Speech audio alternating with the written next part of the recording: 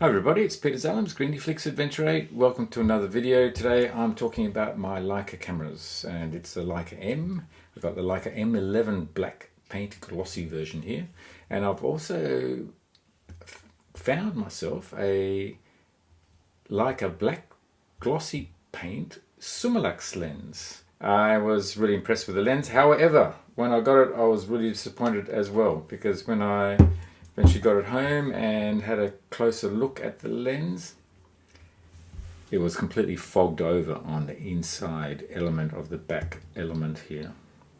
It was so disappointing. Nevertheless, I did do some research, and my friend suggested sending it to Kanto Cameras in Japan to see whether they can do a full service of the lens and fix the problem of the fogging in the lens. So let's have a closer look at this lens. Actually came back only about a week ago.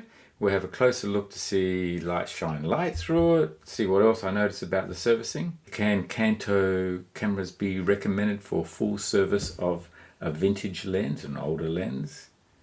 Let's have a look.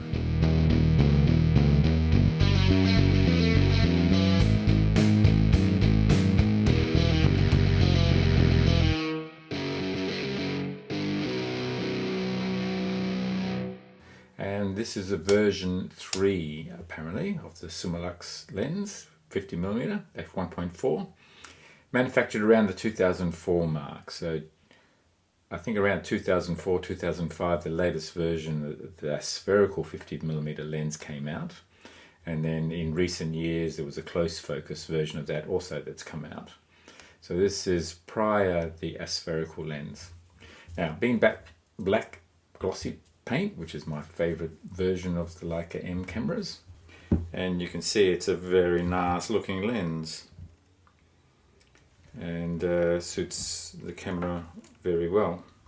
But that's all very nice, but unless you can actually take a good photograph with the lens, it's a pointless exercise. And I don't want to just have my cameras and lenses on the shelf. I actually want to use them and produce some wonderful results.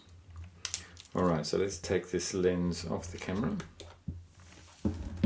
put it there, and what do we notice straight away? Alright, so now this lens has been fully serviced, so the thing that I do look for is how easy does this focus now, the focusing ring, and that is really nice and smooth. So I suspect, well, actually I did have a look at the paperwork. It is all in Japanese, so I did have to get it translated as well.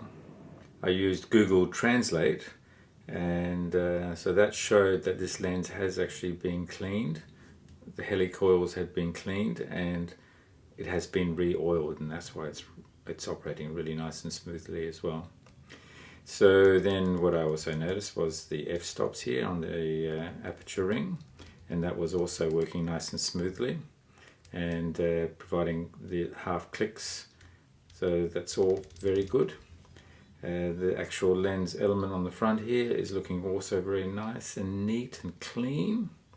And when I looked at the paperwork again, they did actually dismantle this lens, and they did do something to the rear element. So there is some sort of a balm or some sort of a coating that is done on the rear element, and that had to be stripped and recoated and cleaned, and all the elements cleaned within inside. Here's a photograph of the lens when it was fully fogged, and you can see how bad it is.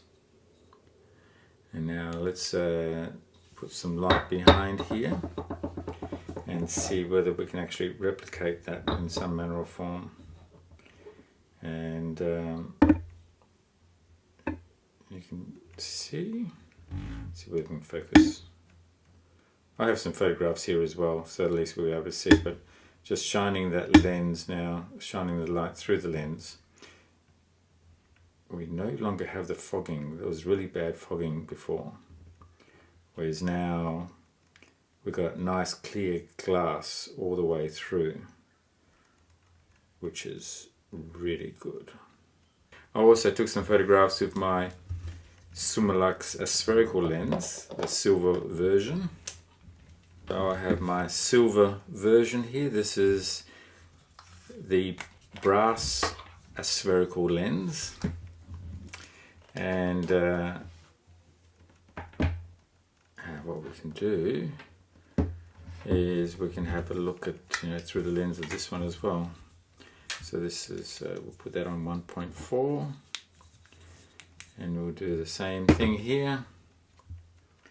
And yeah, we've got a very similar clear lens here as well, looking both ways. Yeah, don't know what's coming across on the video very well, but we've got a nice clear lens. There's a little bit of dust on this one, a lot more dust actually on the inside compared to this one. This one's obviously freshly serviced by Kanto, but the dust doesn't seem to impact the image at all, but there's no fogging whatsoever within my Summilux spherical lens here. So that is really good. But anyway, I'll show you some photos with both lenses, and there are some differences. The spherical lens is a much better lens, but then the non-spherical 50mm Summilux was also one of the best lenses available at the time for 35mm cameras. Yeah, so all in all, a fantastic result sending it to Kanto. Yeah, so I would definitely recommend Kanto. It does take a long time to get a service, but I believe Leica in Wetzlar, Germany, also takes a long time to service lenses and cameras. So if you can find a reputable company that does look after your lenses, particularly Leica lenses, then it's worth using them to refresh and rejuvenate a vintage lens into something brand new. So I'm looking forward to using this lens quite a bit. There's a difference in weight. This is about, the silver brass version is about 120 grams heavier than this older lens. But anyway, there you go. If you like this video, then give it a thumbs up. That's how you support the video. If you like the content, then do subscribe. Subscribe to the channel. Press notifications. You'll be notified when the next video is out. Thanks again for watching, and I look forward to seeing you in the next video. Cheers. Thanks. Bye.